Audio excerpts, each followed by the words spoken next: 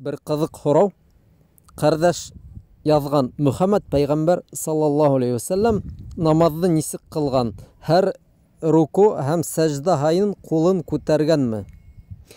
Kardeşler, sizin bilewigizse İslam dininde 4 sünni mezhep var. Abu Hanife mezhebi, Malik, Eşşafii imamlar mezhebi hem şulay uq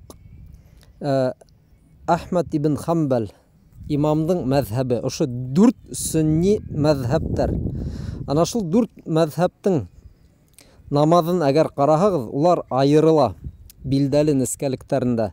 Tüp meselelerde tugul, belekeyerek meselelerde. Ana şul ruku'tan hun koldu ko'taru ya ko'tarmay, ana şul isepten. Hem bu namazlar bütühülle sünnet boyunsa. Peygamber sallallahu aleyhi ve sellem balayda kılgan namazı ikinci türlü kılgan. Ana şul 4 mezheptin namazlarına ihtibar itegiz. Namazlar ayrıla bitinde bit. Lakin bular bütühülle dürüst sünni namazlar.